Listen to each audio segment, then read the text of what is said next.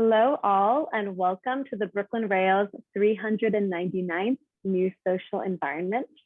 I'm Anya, an events assistant here at the Rail, and I have the pleasure and the privilege of being your MC today for a conversation between Johnson Chang, Pepe Karmel, Carol Yinghua Lu, and Paul Gladston. We're thrilled to have the poet Nancy Huang here, who will read to close today's program. A few quick notes before we get started. We'd like to start by thanking the Dermot Company for supporting this month of the New Social Environment, as the Rail is celebrating its 21st anniversary this October. You can learn more about them and the Rail's curatorial projects at 66 Rockwell through the links in the chat that I am posting right now. Oh, here we go. At the Rail, we open all of our events with two important acknowledgements. The first is that here in New York, we are all Lenape-Hoking, the unceded land and waters of the Wappinger, Canarsie, Munsee, and Lenni Lenape people of the Delaware Nation and Shinnecock Indian Nation. The second is an acknowledgement that Black Lives Matter. The heart of both of these acknowledgements is a commitment to the liberation of the oppressed and solidarity for all who struggle for freedom, in recognition that when it comes to liberation, our histories never unfold in isolation. To borrow from the great Angela Davis. In that spirit, I encourage you all to check out the chat for our living document of resources and actions. And now to introduce today's guest and host. Curator and gallerist Johnson Chang is the founder of Hanart TZ Gallery in Hong Kong, is a co-founder of the Asia Art Archive in Hong Kong, and a guest professor of the China Academy of Art in Hangzhou. He's been active in curating Chinese exhibitions since the 1980s. Recent projects include Jia Li Hall, a series of research on Confucian rites and aesthetics, West Heavens, Sino Indian exchange in art and social thought, and Inter-Asia School. Art historian Pepe Karmel teaches in the Department of Art History at New York University. Karmel is the author of two books, Picasso and the Invention of Cubism and Abstract Art, A Global History, and he has written widely on modern and contemporary art for museum catalogs and other publications. He has curated or co-curated numerous exhibitions, including dialogues with Picasso.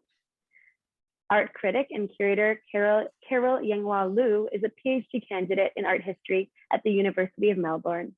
She's a contributing editor at Frieze and is on the advisory board of The Exhibitionist. From 2012 to 2015, she was the artistic director and chief curator of OCAT Shenzhen. And in 2013, she was the first visiting fellow in the Asia Pacific Fellowship Program at the Tate Research Center.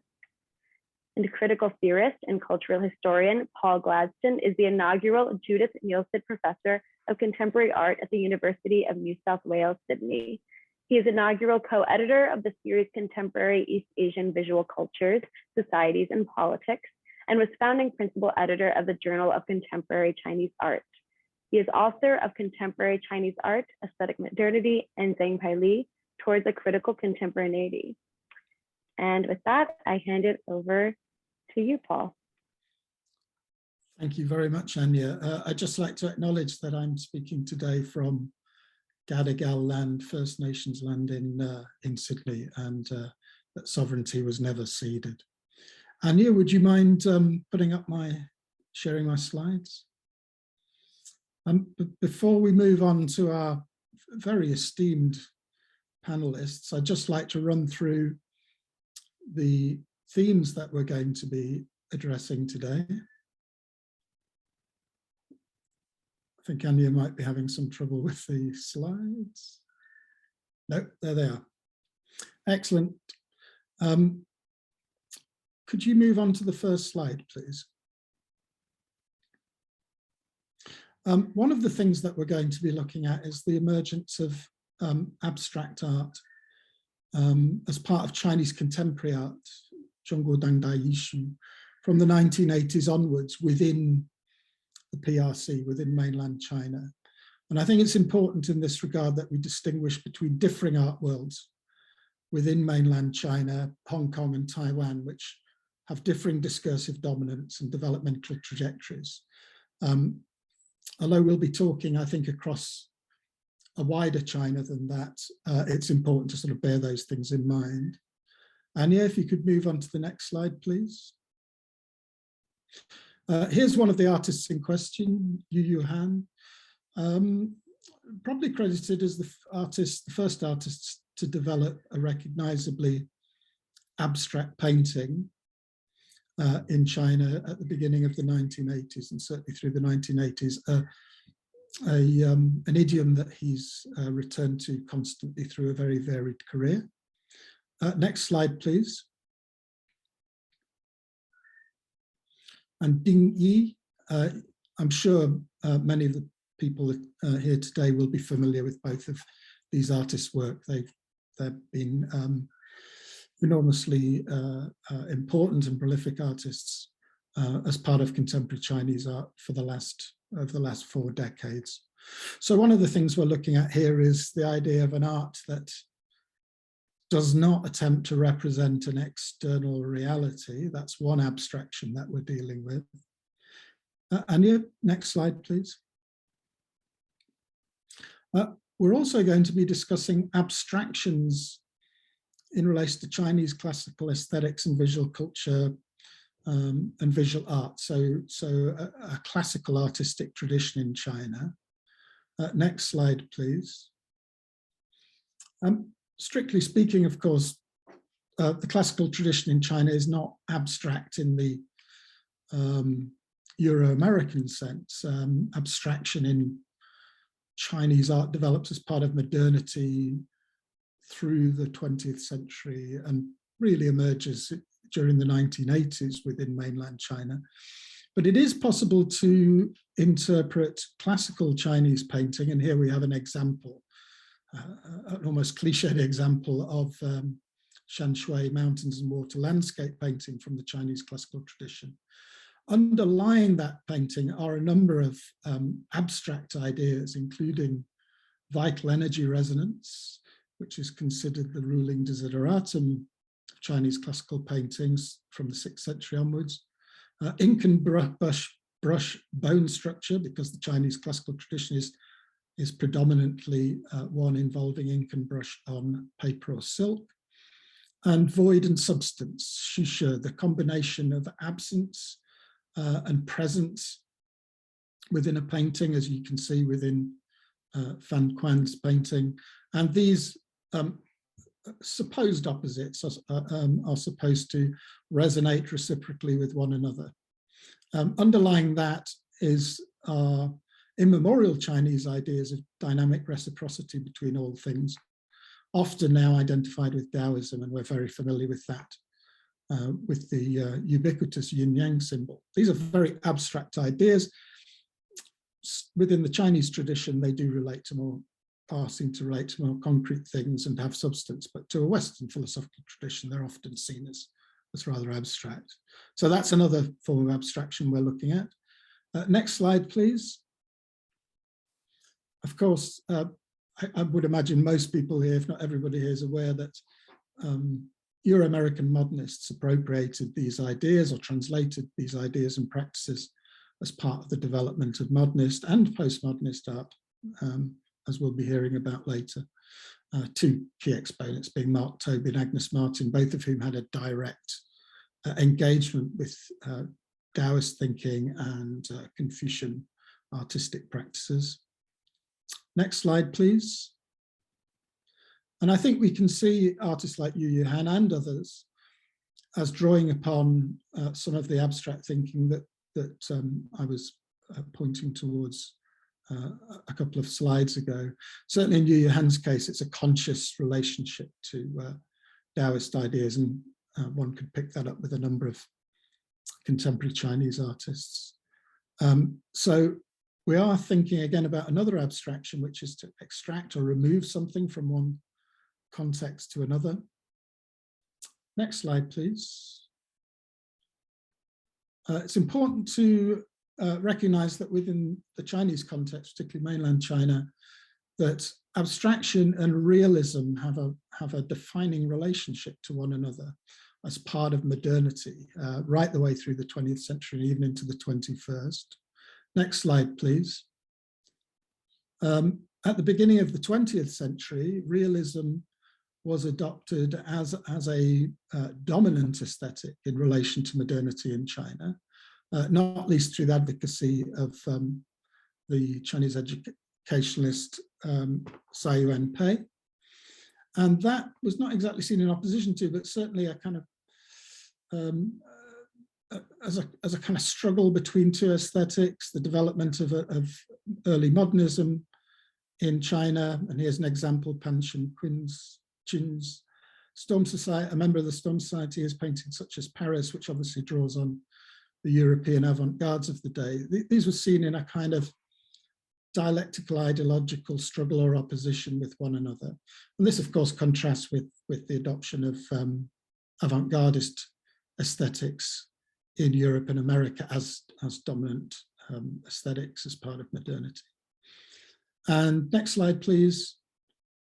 So it's important not to just think of realism as a dominant aesthetic in China as belonging solely to Chinese socialist realism. It's part of a much longer tendency within the 20th century towards the dominance of realism. So when we look at the emergence of rural realism at the end of the 1970s, in the kind of transition from China's revolutionary period, abstract art by the likes of Ding Yi and Yu Yuhan is quite a significant contrast to that dominant realist aesthetic. Next slide, please. And to pull all of that together, we'll be considering the question of how we interpret Chinese contemporary artistic abstractions in the global context. And we're very honored to have Pepe here today, who has recently published a book, Abstract Art, Global History, which should help us to anchor a discussion about those questions of interpretation. I think that's the end of my slides. So if we can take those down and move on to Johnson. Johnson is going to take us through it's a potentially huge topic, but some issues related to the question of abstraction and artistic and discursive tradition in China. Johnson, over to you.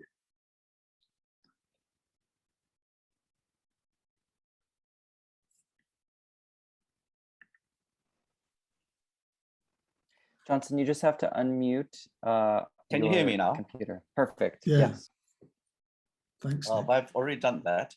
Is that okay? You're perfect now. Yep. Can you hear me? Yes. Oops.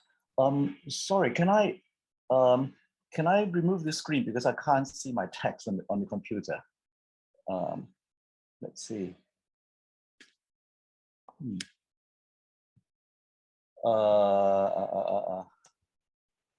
Nick, you might just can you help?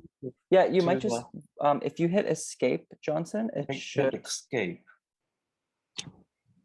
Okay, all right, good, I've got it. Perfect, okay. I've prepared a short text, so I'm just going to read very quickly. So, it is a response to Paul's a few issues he just outlined. And I want to take position of Chinese traditional art and also the history of abstraction in China in the 20th century. And of course, abstraction is not a category of traditional Chinese art. Cultural ideas travel and it came as part of the modern art movement. And it was post-war American abstract expressionism that demonstrated to artists in Taiwan and Hong Kong that they could take part in the international modernist movement by exploring their own traditions. And that's when we have artists in Hong Kong, and traditional artists who became a modernist, Liu Xiuquan, who have a picture here. And then Irene Chu, Liu Yuan, his student, and also Hong Kong artist. And you can see artists from Taiwan like Liu Guosong or Zhang Ji. Now, these are artists who try to explore the traditional technique of brush painting. And we must remember the excitement of international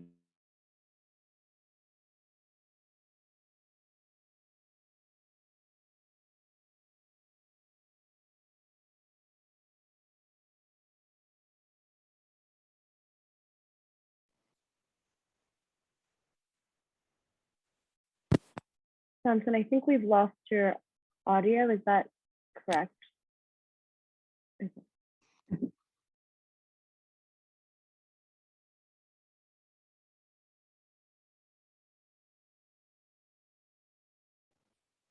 Yes, I'm so sorry. I think we lost this audio. If maybe, if perhaps we want to move to the next guest, I can help Johnson get reconnected with his audio. Thanks, Nick. Carol, do you think you could start your presentation now, and then we'll circle back round to Johnson in due course? Carol, are you there? Carol, you need to turn up. Yes, turn on your sound. Your sound is off.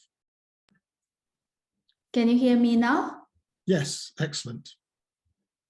All right, I will share my screen. So before I start, I just need to make a slight correction to my bio. I have actually received my PhD last year from the Melbourne University, so no longer a PhD candidate. And I will get to my presentation now.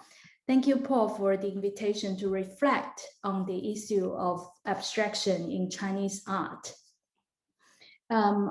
In the past decade also, I have been working very closely with artist and curator Liu Ding on research on the legacy of socialist realism in the historical formation of contemporary art in China.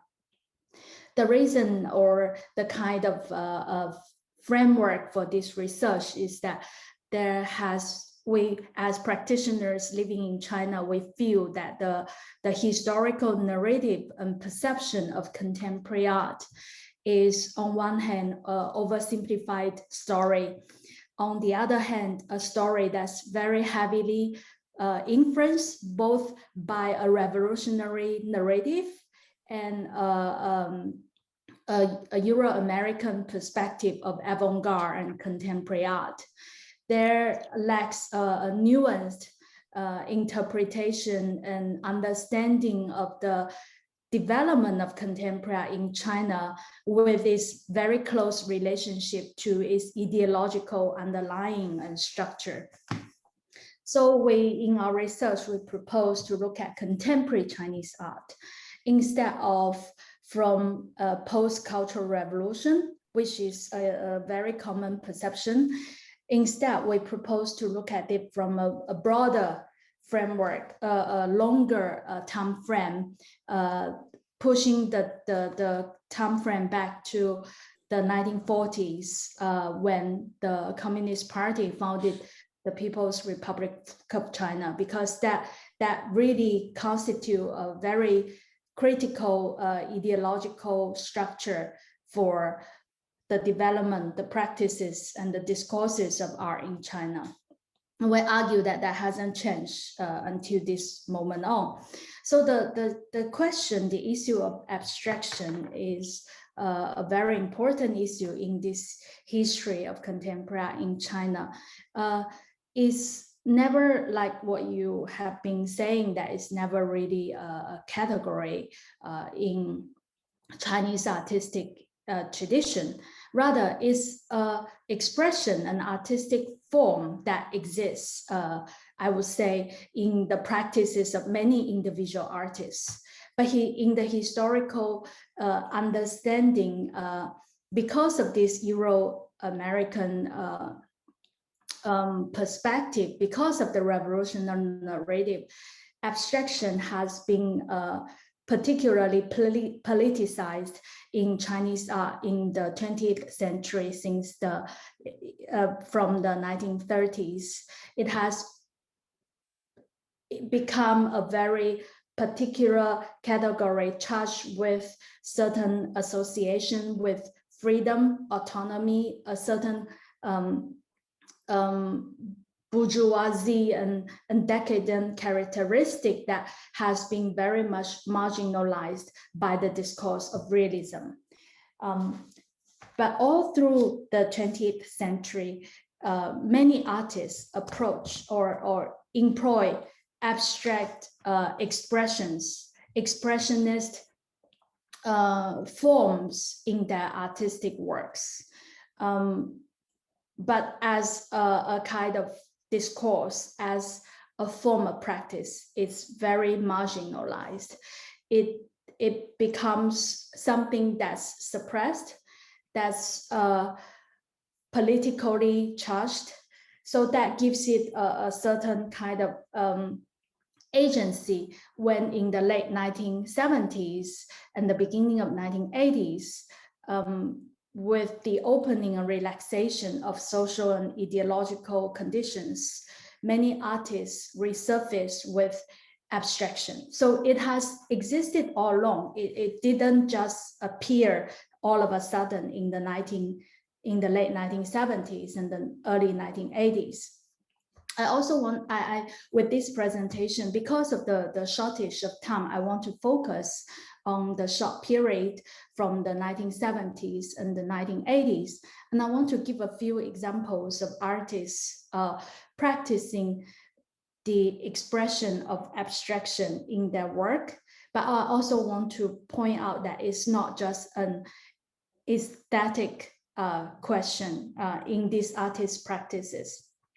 In our research, something that we have discovered is that even though the artists might seem to be practicing formal abstract forms, abstract expressions, they are motivated by very different intellectual motivations. Their incentives, their starting points are quite different and quite complex. And it's very important to actually look at each individual case instead of generalizing, categorizing it as abstract category. So I want to start by just showing you images of two artists, Zhao Wenliang and Yang Yushu. And if you note that the years when they made these works were in 1968 and 1969, in the height of the Cultural Revolution. These were two artists that never entered the art academy, and during the Cultural Revolution, they continued to make landscape paintings and still life paintings in such styles, sometimes in more realistic styles and sometimes in more expressionist styles. And they, in the late 1970s, became important founding members of the No Name group. It's an artist group that became very noted in post-Cultural Revolution era. Next, I wanted to show also Zhao Wenliang's painting in 1960 and 1980, and you can see that it was very close to a kind of abstract expression, even though paintings were all made based on, it was plein air painting, landscape paintings for him. And what's interesting is the next artist I'm showing, Zhang Wei. He was also a member of the No Name group, so he studied very closely with the two artists I just showed, Zhao Wenliang and Yang Yushu. But in 1979, there was a very important split happening between Zhang Wei and Zhao Wenliang and Yang Yushu, because they felt that artistically they were not compatible with each other. Zhao Wenliang and Yang Yushu, even though you see that they are approaching kind of some form of abstraction in their works, they felt that abstraction was too westernized, was too liberal. They refused the choice of artists, younger generation artists like Zhang Wei, one of their important key students, to take the abstract form. So Zhang Wei have to leave the No Name group. So this split was very interesting, because for these two generations of artists, even though they exist outside of the official mainstream, they practice in a very similar way. They come from the same lineage. Their opinions on abstraction that differ so much that they have to part way with each other. The next artist I wanted to show was artists Lin Gang and Pang Tao. And Pang Tao is the daughter of Pang Xinqing, which you showed the painting of in 1930. So Lin Gang and Pang Tao, they are mostly known as, Lin Gang was trained in the Soviet in the 50s, and Pang Tao entered the Central Academy of Fine Arts in 1949. They were mainly the first generation of oil painters to be trained after 1949. And in the 1970s, they were making, they collaborated, they are a couple, and they collaborated on making socialist realist paintings, propaganda, politically themed paintings for the state. So the painting I'm showing here was one of the works that they made in 1977. But as you can see, even though the kind of picture, the painting is socialist realist, there were components, there were elements in this painting that were really very close to a kind of expressionist, very abstract forms. And next we will see that these two artists, when the moment when the Cultural Revolution ended and when they were free to explore and experiment, they went to abstraction. This kind of abstraction, of course, is very different from what we see in Zhao Wenliang and Zhang Wei's case earlier. They were more formalist, they were more they appear to be more rational, and also they experimented with different materials.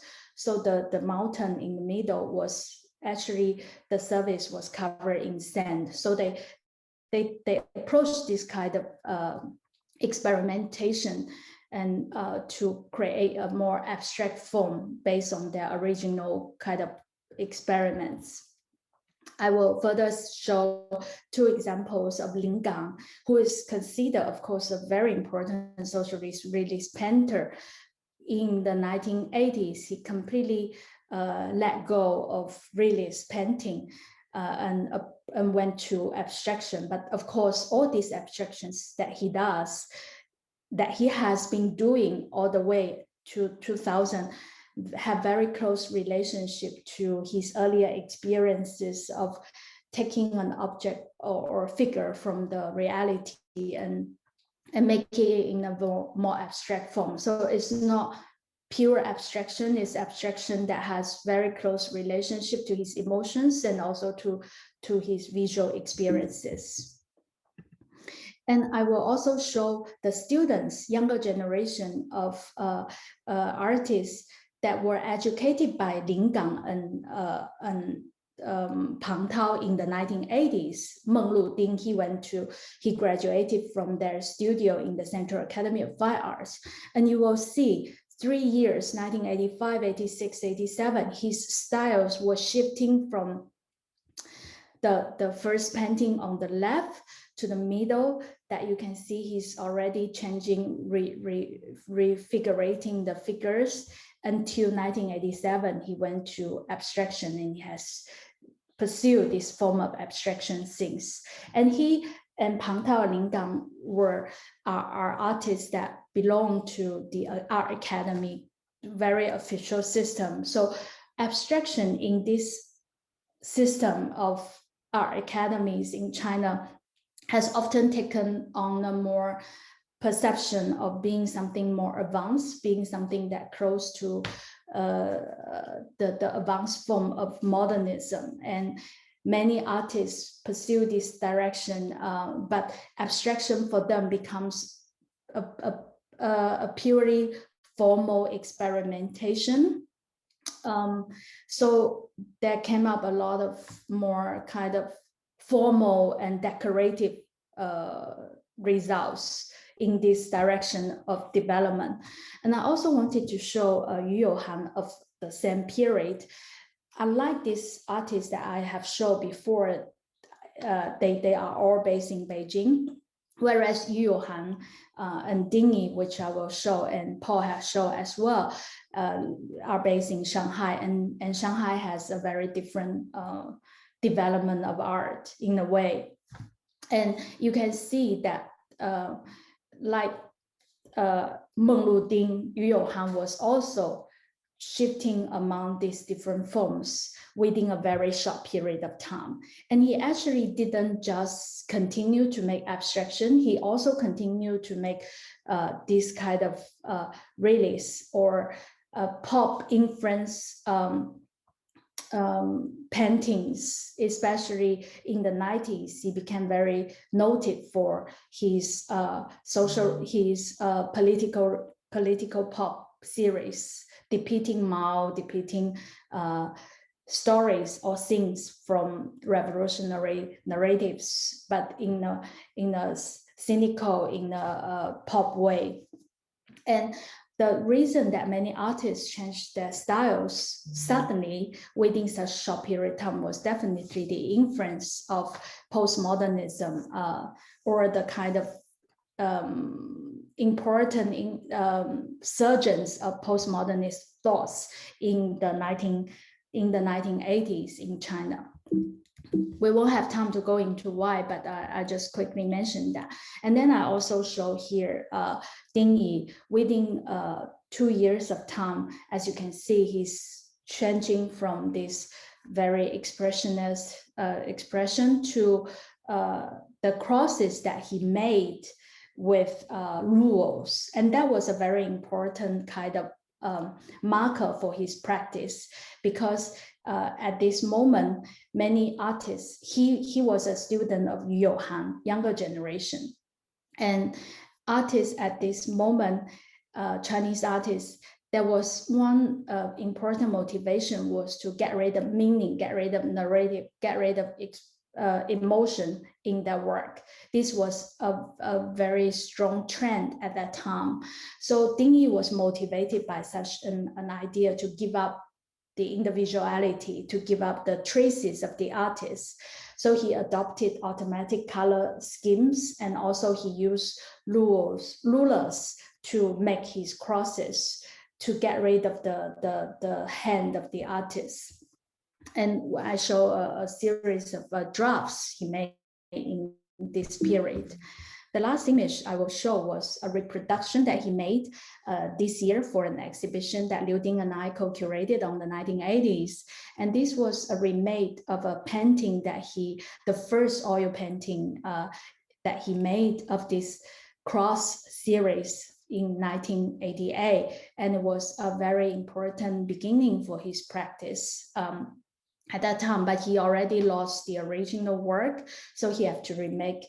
And the final kind of remark I wanted to point out is that when we're talking about abstraction, it's also very important to recognize that it wasn't just practiced in oil painting. In China, sculpture, prints, etching, all media, we have to take into consideration the kind of formal exploration that artists were making in these different media. They happen very much simultaneously. And it's also very important to think about abstraction in the mainland Chinese arts historical context, not as a category, but as a politically charged discourse, and also to consider it in relation to the projections on it.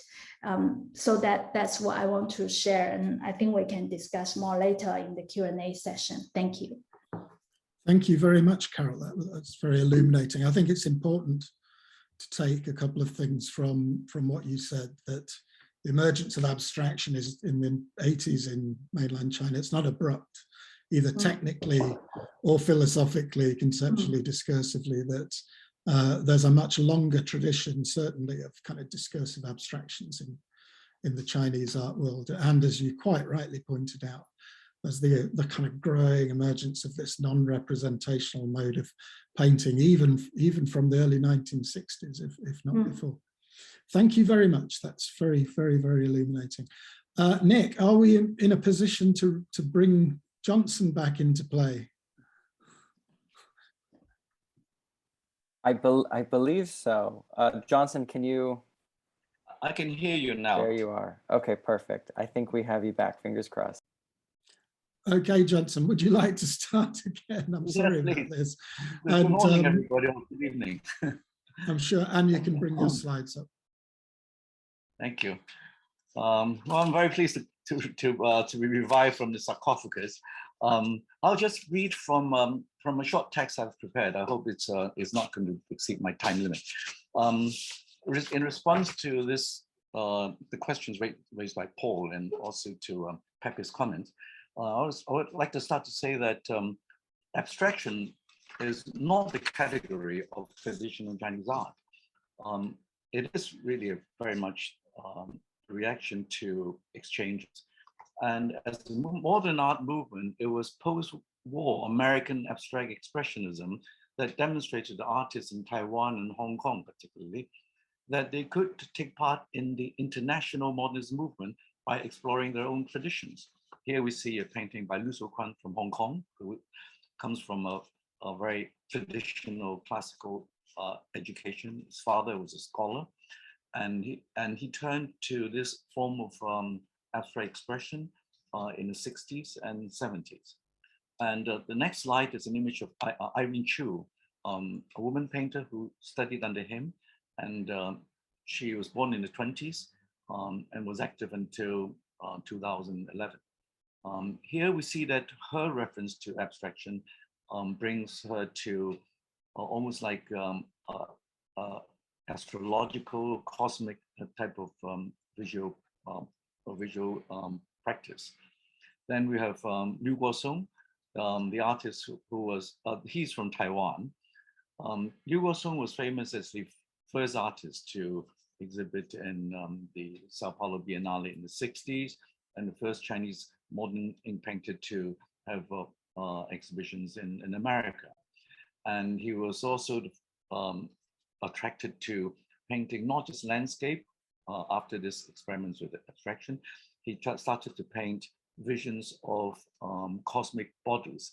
And he painted the moon, a vision from the moon looking back at the earth, the year when 67, when the first landing of the moon was achieved. Then next we have Zhuangzi, also from Taiwan. His father was credited with the treasures of the Palace Museum from Beijing to Taipei. And he was also part of this very important abstract movement in Taiwan in the 50s, and he's still active. Now we must remember all this excitement of internationalism that started from the 50s on went hand in hand with the Cold War. On the opposite side of American internationalism, which prompted this abstract movement, was the communist internationalism, which in mainland China was represented by socialist national painting. The national part refers to the medium of traditional ink painting, while its international dimension was social realist. Here we have a painting by the famous traditional style artist Li Keran. And this painting was painted around 1950. From 1949 through the early 50s, 52, 53, I believe, there was this new movement prompted by the government called the New Year painting. It is a call to academic artists, famous artists, to paint paintings for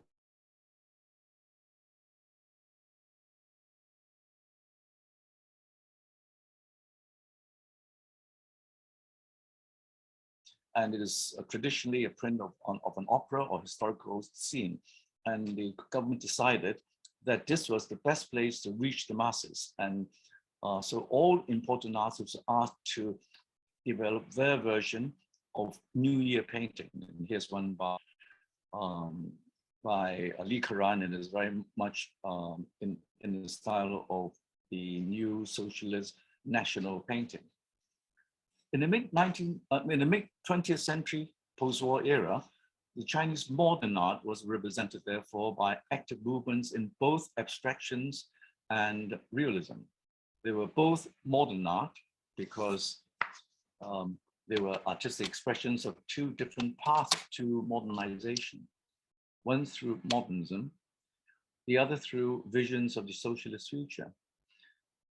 So discussions of abstract art in China cannot circumvent the discourse and challenges of modernization.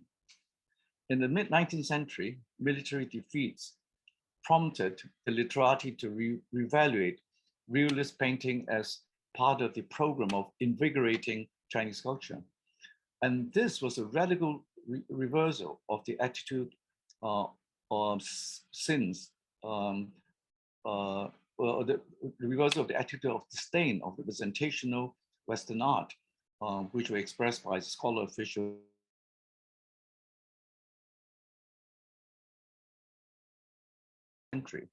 The new attitude in the 19th century was represented by the scholar official modernizer, such as Kang Youwei. In calligraphy, Kang was in fact an important theorist of a new calligraphy movement that he championed the revival of classical styles. In painting, however, he thought literati art was effeminate and repetitive and pretty much dead, and it should be given a complete makeover by adopting European realist tradition. The benefits Kang Youwei saw was the accurate observation of nature, bearing a close relation to scientific methods. And that was why he promoted realist painting in the European tradition. And scientific method is, of course, the key word for China, and especially China's modernization program for the entire 20th century. Abstraction was never an issue in Chinese art because representation never was. The earliest fine art movement in China, looking back, fine art movement that championed personal expression, aesthetic principles, was actually calligraphy. In the late Han Dynasty, 2nd century BC, there were many calligraphers being championed.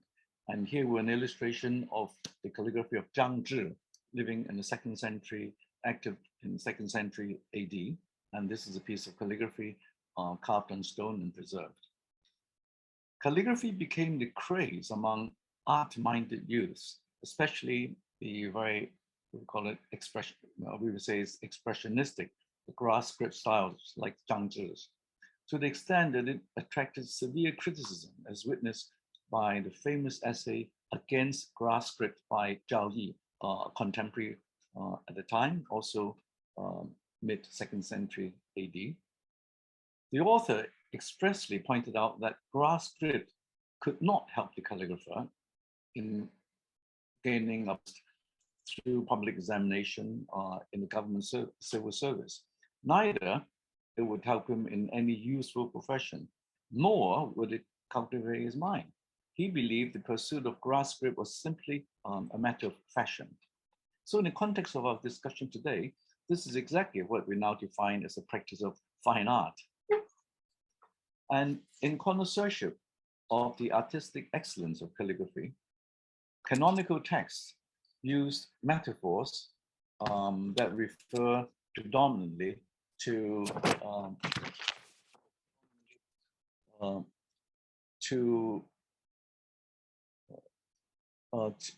creatures of the world and natural elements. And the descriptions are mostly about the dynamic movement. What this tells us is that the abstract articulation of calligraphy is first of all about movement and its rhythm. And this approach is in fact integral to the way a piece of calligraphy is read.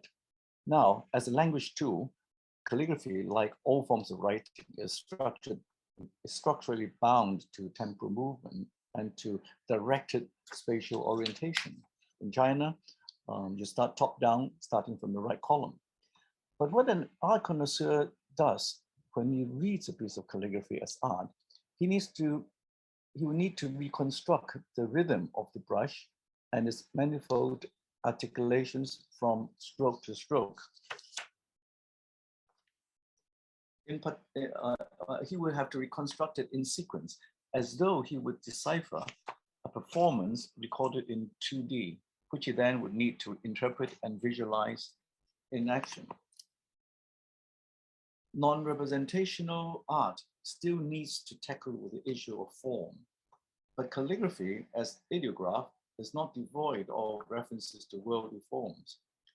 But like most other cultures, the naming of things of the world opened up the world in particular ways for China as well. And we tend to conceive of ideographs as drawings of static things. But what calligraphy reveals about Chinese ideographs is a particular interest, perhaps artistic interest, in movement and dynamics of the things of the world. What this suggests also is things in written form are first of all characterized by the dynamism or livingness. We also know that the ontological concern with the being of things, structure, stable form, categorization, is not a consuming concern as in the European philosophical tradition. Hence, if we must speak generally about the nature of Chinese abstraction, there will probably be a tendency towards dynamic movement. And it would also be a dynamic movement that puts individual word forms within a relational engagement with other word forms to form a full global picture. And indeed, this tendency continues to dominate in Chinese abstract art. And here I have a couple of images of the calligrapher Wang Dongling from China. This is his, what he calls entangled script. It is written in very traditional yet accomplished grass script style, but he actually overlaps the words as it goes along, entangles the writing in the woven form. So it's a further development of the grass script which you see from 2nd century AD. Then the other calligrapher I have here, this is Wang Dongling again doing this monumental piece of work. Then the next image is by Bu Zhi, a Taiwan calligrapher, who's also very classically trained, but developed in also a monumental calligraphic style such as this. And another angle of abstraction that we need to take account of is abstraction as in terms of pattern, and it is an ancient artistic practice all over the world. And it continues to be of interest in iconic spiritual artworks, such as art inspired by, say, 19th century theosophists, Indian tantric painting, or even monumental iconic calligraphy.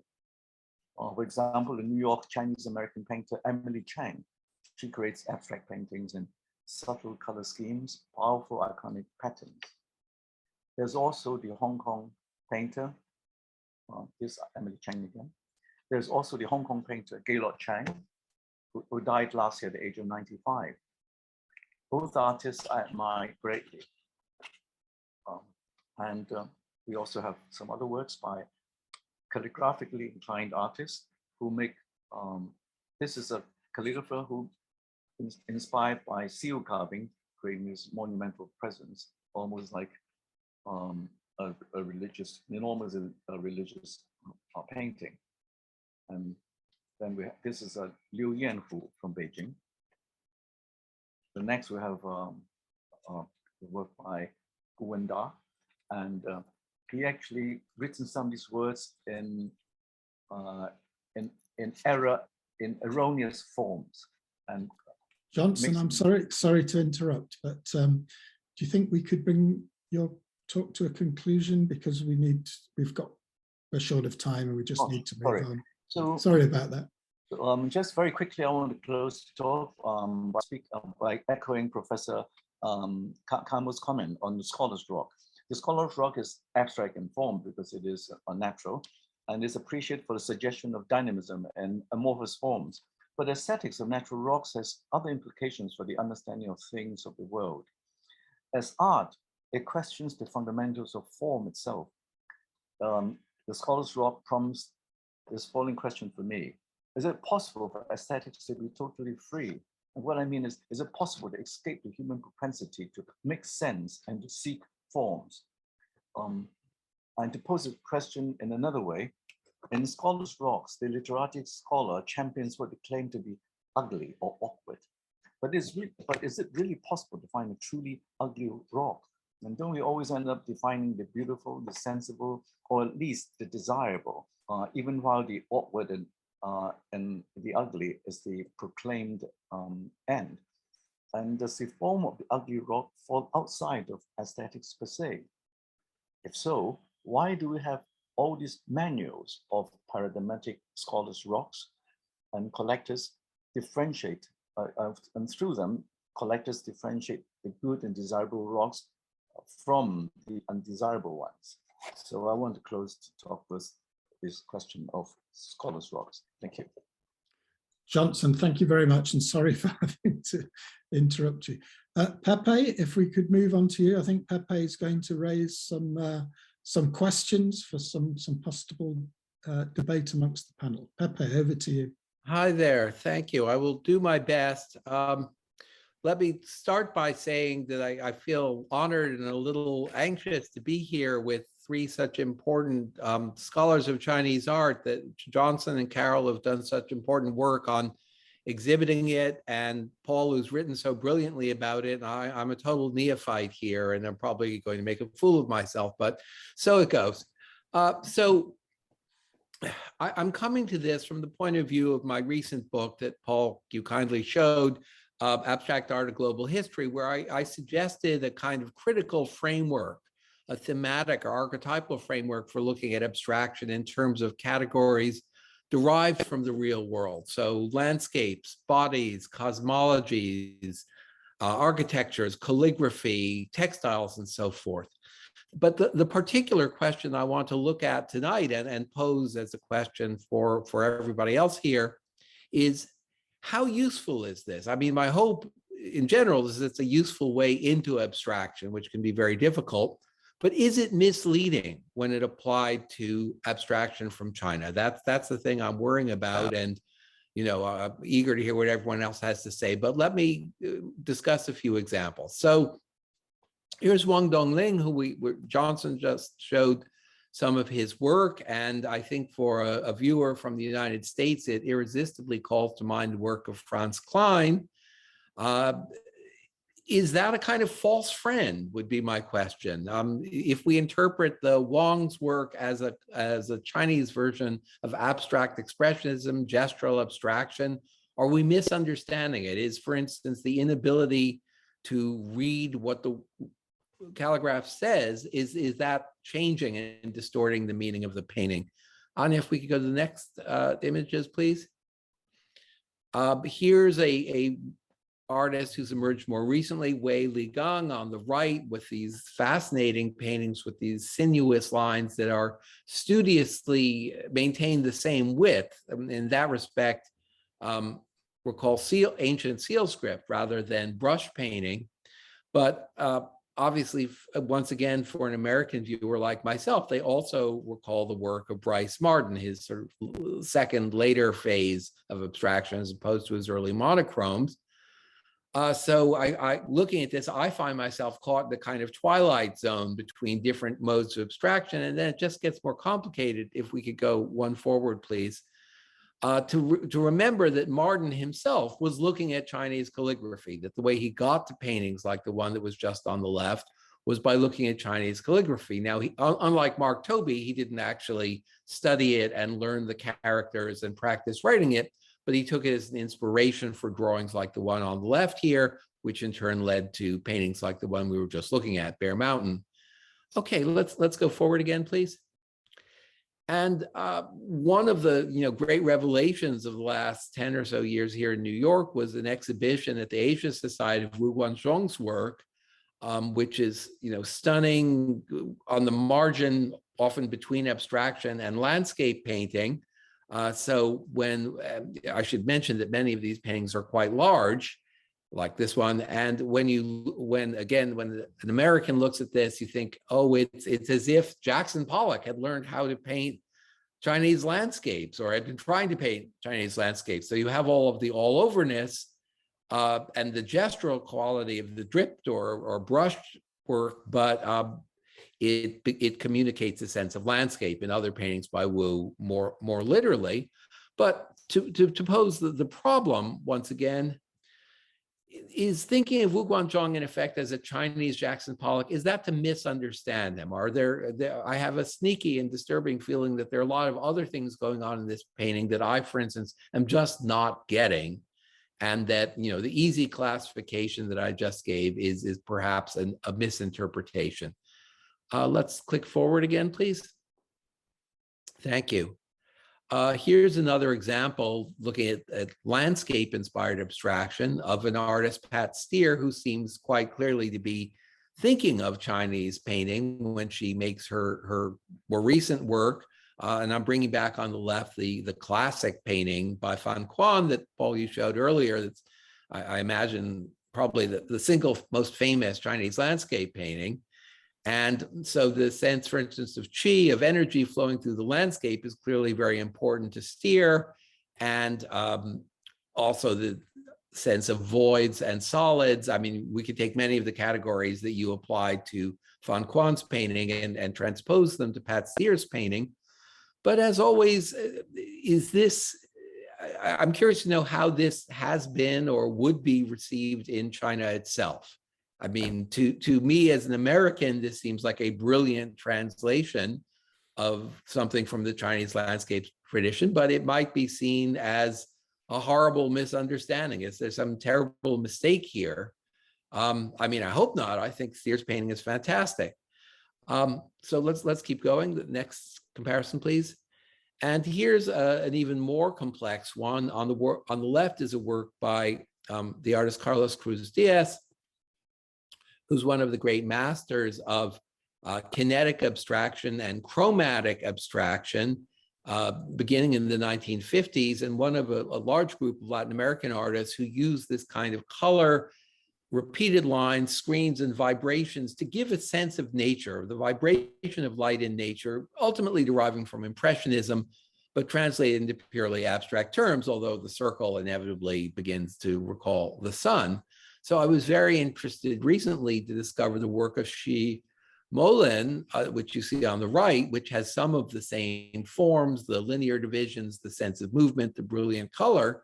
But I can't help wondering, you know, does my analytical tool just break down here? Is the artist in this case actually thinking of landscape or visual perception, or something completely different going on here that simply isn't accessible or can't be understood using those same tools? I think that might be the last slide, but let's click forward again and see. Yeah, oh, no, one more, yes. So here on the right, I really should have put in Ding Yu, who we were looking at earlier, but Li Huasheng making paintings out of vertical and horizontal lines to make a densely woven texture. As I argue in my book, other artists who've done this, like Alejandro Otero, were interweaving, in this case, literally interweaving strips of colored paper in a way that mimics the look of fabrics. And weaving, of course, is often invoked vis-a-vis the work of, say, Agnes Martin, whom we looked at early on. But is that a useful comparison for looking at Li's work here on the right? Or is something, or does the grid type structure in this case mean something completely different from what I think it means in the work of Otero? Okay, I think that really is the last slide. Let's just click one more time. Yeah, that's the last one. That's the last one. Okay, so just to wrap up, I am very curious to hear what everybody else on the panel has to say about, you know, yes, this is a useful way in, or no, this just generates misunderstanding. Thank you very much, Pepe. That's a very clearly articulated question. I'll just respond to that before throwing it to the panelists. We need to leave a bit of time for some audience questions and the poetry reading. But what I would say from the point of view of with my critical theory hat on is that, you know, cultural translation always involves losses and diffractions of meaning and misinterpretations potentially, and even gross misinterpretations and orientalizations. However, it's not definitively negative. Cultural translation can be productive, you know, following the idea of deconstruction through its negation through productivity. So there's certainly, I wouldn't condemn interpretation from another cultural point of view as being resolutely negative. I think there are potential positives in there. At the same time, as we've seen today, Johnson and Carol have very usefully introduced us into the particular art worlds, historical and contemporary art worlds of China, which give us other insights into the way this art works and abstraction might work. Having said that, even within that cultural context, there is still cultural translation between differing positions and points of view. Carol alluded to differences between Beijing and Shanghai, which do exist, and also temporally, historically. So we have similar kinds of problems. It's not as though there's a kind of a resolute authenticity within a Chinese context. And of course, within a contemporary Chinese context, depending on which part of China you're in, there's a maybe an inability to grasp all of the possible historical contexts and meanings that one might use to bring to bear on the interpretation of this kind of art for all sorts of political and ideological reasons. Let me throw this to the panel. What do you think about the questions that Pepe's posed? Carol or Johnson? What do you think, Carol?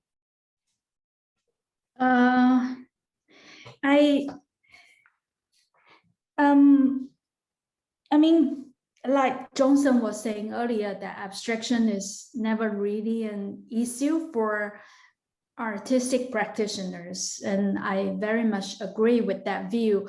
I feel that for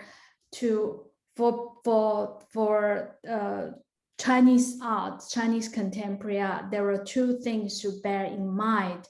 On one hand is the practices, the practices of the artist. On the other hand is the discourses of the practices. And there is actually a huge gap between the discourses of the practices and the practices. And so it's very important to bear in mind this discrepancy and the fact that that often a lot of discourses about contemporary art in China is based on formal likeness or aesthetic analysis is really not sufficient to understand the intellectual motivations of the artist to approach abstract forms or non-representational forms. Like I was showing earlier, that each of these individual artists, because of their different backgrounds, upbringing, and also ideological standings, they approach non-representational art or abstract art from a very different point of view. And that point of view is very important to understand their art, rather than to just simply based on their kind of formal features. Thank you, Carol. I'm sure Nick won't mind if we overrun by 5 minutes. But Johnson, how would you respond to some of the points that Pepe has made?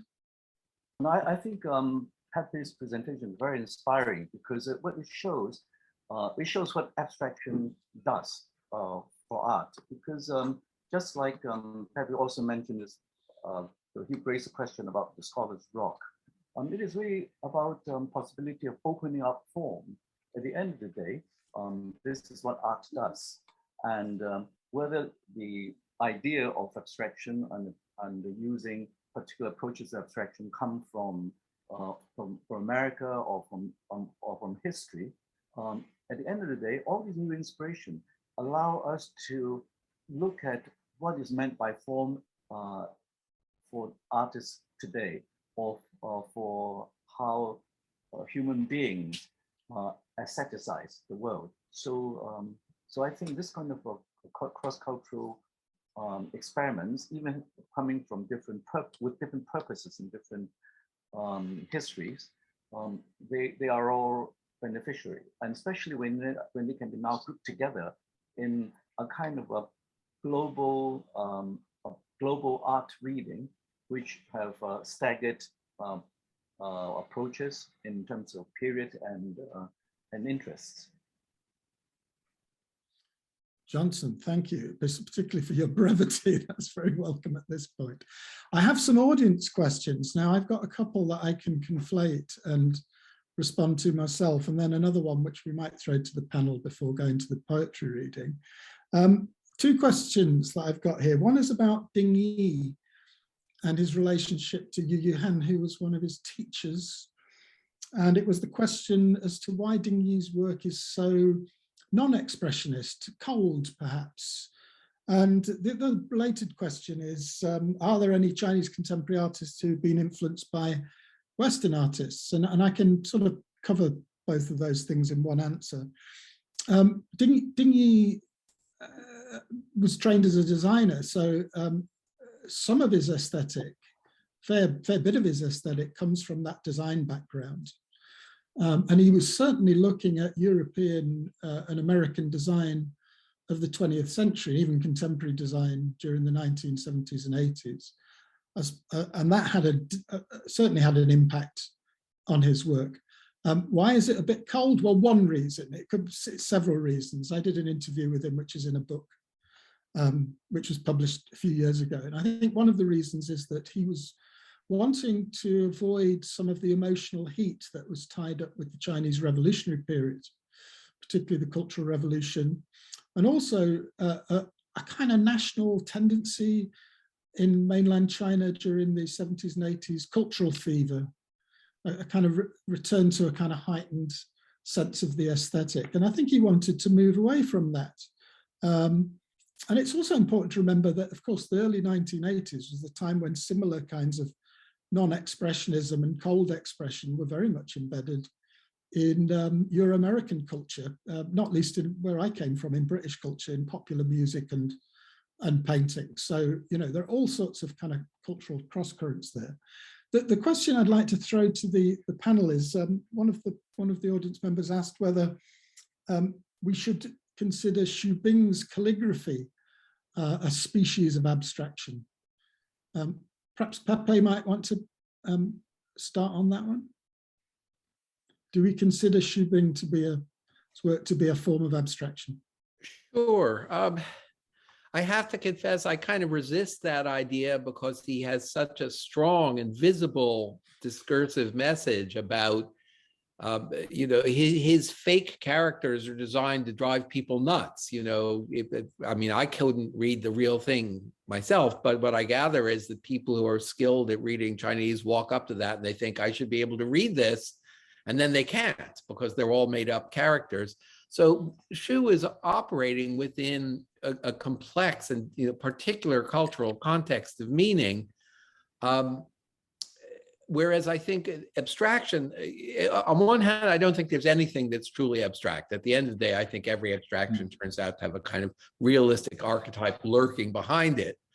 But the attempt to disguise it, the attempt to be unrecognizable, to look like something with no reference, is crucial to abstraction. And I guess I ultimately don't see that in Xu's work. It's trying to look like calligraphy. That's a very interesting point. Johnson, what do you think? Is this where the kind of category of abstraction breaks down in its collision with another cultural tradition? Yeah, well, I agree with that completely, because he's actually referring to the tradition of literacy. And it is really not just about formal exploration and the kind of abstraction we're talking about. And of course, the great advantage of using abstract language is that it pushes the boundary of forms. Carol, what's your view? Actually, like Ding Yi and Xu Bing, who emerged, they belong to the younger generation of artists who came to the scene in the mid and late 1980s. Among this generation of artists, unlike their elder artists, they had a kind of revolutionary urge to rupture themselves, to kind of remove themselves from the previous legacy of socialist realism. And because of such a desire to break away from the revolutionary narrative or the revolutionary art, artists in the mid and late 1980s had a tendency to try and to get rid of narratives, to get rid of emotions, to get rid of narrative emotion, to get rid of meaning, a kind of philosophical reading in their work. So this was really the kind of shared motivation behind approaches like Dingyi or Xu Bing to get rid of meaning. So Xu Bing is a particular case where he uses these signs where they mean nothing. This was really a very key motivation for him to design this whole signature, this system of reading that doesn't signal, that disrupt meaning, the transfer of meaning. So it comes from this lineage or this trend of thought to remove meaning, remove significance or symbol from the work. And that's a bit of a thread, isn't it, with Dingyi and others? Sorry, please. I wanted to pose a question, something I just thought of listening to what you were saying, which is there possibly a link here to the Northern School and their philosophy of deliberate coldness and cold rationality in a figurative? Absolutely. In our exhibition of the 1980, we presented these types of different manifestations together because they share this motivation to get rid of meaning, get rid of get rid of narrative in their work, and get rid of emotion. So the appearance of very cold, very rational is really coming out of that intention. What we're talking about there is a group called the Northern Art Group, who were formed and active during the 1980s. If anybody's interested in the artists speaking on the points that just been raised, there are extended conversations in a book I published some time ago, Avant-Garde Art Groups in China. So if you want to check that out, it's a rich resource just coming from the artists' voice themselves. One last question I'm going to address, then I think we're going to bring in Nancy, who's going to do a wonderful poetry reading. But one interesting question that somebody raised was about whether abstract paintings could be shown in the 1980s. Now, as Carol quite rightly pointed out, the the No Name group, of course, couldn't show their work during the 1960s and 70s. It could only begin to show it at the end of the 70s and into the 80s. But what I can say is that abstract artists like Dingyi and Yu Han were able to show their work publicly during the 1980s. And it's important to bear this in mind, that the public display of art is everything in China. What gets shown and how it gets shown and whether it gets allowed or not allowed within the mainland context is of key importance. Can I just thank the panel? I think that was very rich. It's an enormous subject, and we could talk here all day, I think, probably. But thanks for just kind of introducing some key themes. And I hope that was enlightening to our audience. Shall we move on to our lovely poetry reading? I think Nancy's going to read now. Yes, thank you so much, Paul, Pepe, Carol, and Johnson. I feel like it's such a rich discussion that we're having. So I really appreciate you bringing your time here. Our publisher and artistic director, Fong, wishes he could be here, and he sends his thanks to all of you. He wasn't able to make it because of another event, but he sends his regards. So I'm just passing along his thanks. So we close all of our community events with a poetry reading. It's something we've been doing since before we moved to the Zoom event. And today I'm thrilled to welcome our poet laureate of the day, Nancy Huang, to the stage. Poet Nancy Huang grew up in America and China. She is a Vona, Tin House, Watering Hole, and Pink Door Fellow. She's received an Andrew Julius Gutow Academy of American Poets Prize, a James F. Parker Poetry Award, a Michigan Young Playwright Award, and others. Her debut poetry collection, Favorite Daughter, is out of print, and she is a poetry MFA from NYU. So Nancy, take it away. Thank you so much, Anya. Thank you so much, everyone. This is such a great talk. I've just been taking notes nonstop. This is like my mind is racing, and I am so honored to be here. And for those of you sticking around for the reading, thank you. I'm gonna read very short pieces. I think that like this talk has just made me want to talk more than read, honestly. I really appreciate just the idea of just abstract Chinese art as like a opening things up rather than hiding, because I think that so often I've been told that obstruction and obfuscation is a huge part of abstract art, and especially in the context of like Chinese artists too. It's like, oh, like, you know, they're trying to hide because they're going to be censored, which takes away all the agency from the artists and gives too much power away, I think. But I have some poems that I wrote in the MFA. It's interesting because socialist realism, when socialist realism was just a baby, basically. I think that that's around the time British modernism took off, and that's around the time these British writers were starting to integrate ideas with Chinese romanticists. So it's very cool that this lineage is being tracked. I have a poem that kind of tackles written in the style of British modernism, and I called it Orientation. I'm going to read it. Orientation. The opposite of hiding isn't discovery, just echo. Milk, fog of breath, fruiting our efforts. Your lungs, some slick scarlet pillows. Inhale, say want in a way that disturbs air, pushes silk through my name. A method of summoning paper. Thrum water by a screen. My name, a thing the world gave me and then refused to call me by. Say love some other way. Hurl your hands at my face, my chest, body cove, shelter rocks in your frame. Say it so often, your jaw aches around the syllables. I'm saying a game is a thing between us, some mechanism that never changes except the rules. Stretched legs, blood templed, small bruisings, your name, a thing the world forgot you by. So when two women make love, they also make paper, fold limbs into their cradles, tear hair strands around fingers, wrap something long around a pulse, flex modern and fold prim.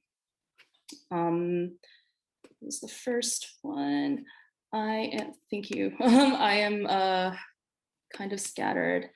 I have another poem that is not influenced by any British modernists at all. I would not call this abstract at all. It's very overt. I wrote this very recently. It's called This Poem Used to Be a Party. Okay, this poem used to be a party, but a virus is a dirty thing. Mandarin broken up by English is called abridged, something I never understood, something I see as crude. A stumble, a boat rock, return is hui, is go back, is be sick somewhere else. It's easier to say people like me, but there are no people like me, just my people. Every elder and small child, every restaurateur and widow. Love is not the word I'm looking for, just the need to gather, to call. These children, these women, these inside-out pussies, these coolies, these China dolls, these Buddha heads, these chinks, these backward vaginas, these gook-eyed pancake faces, these slant eyes, these slope heads, these bug-infested jellies, these rotated cunts, these greasy zipper heads, these crime-infested squints, these fobs, these Twinkies, these robots, these mama-sans, these dinks, these ping-pongs, these dog-eaters, these chunky changers, these banana-bread illiterate job-stealing disease fobby-accented fools, these emotionless subservient tings and tongs with sideways cooters, these viruses bred for extinction, these Chinamen, these automatons, these squinty waifus, these fortune cookies, these slits. I can throw a good party. I have the skill. You just have to cultivate bodies, right? And we'll dance, hold each other until bones fuse, until no one rips us away again. I'm not sure I have any more time left, but this was so great. And thank you so much, all of you. I'm so honored. It's nighttime in Brooklyn right now, but have a good night or good day or good morning. Thank you so much. Thank you so much, Nancy, for those incredible poems and for sharing your recent writing. And thank you to all of you on the panel. Thank you, Paul, Pepe, Carol, and Johnson. Again, and all of you who tuned in today for your questions. I wish we could have gotten to all of them, but it was great to read your questions and commentary in the chat. As always, we'll be sharing the recording of today's program in our YouTube archives, which I posted a link to. So you can check that out in a day or two to revisit the conversation. And you can join us tomorrow at 1 p.m. for a conversation between Caroline Kent and Amanda Guglizi. And we'll conclude with a poetry reading from our very own Malvika Jolly. And you should now be able to turn on your microphones to say good night or good day. And thank you. Thank you very much. Night. Good night, everyone. Night and good Thank morning. you. Thank you, Thank you, everybody. Thank you. Bye. Thank you, Thank you, everybody. Nancy. Thank you, Pepe. Thank you. We love traveling so to much. China. This is another form of travel. Okay. Hi, David. That was David. Thank you for Thanks. your patience, Johnson. Thank you. Thank you, Thank you everyone, for for sticking with us.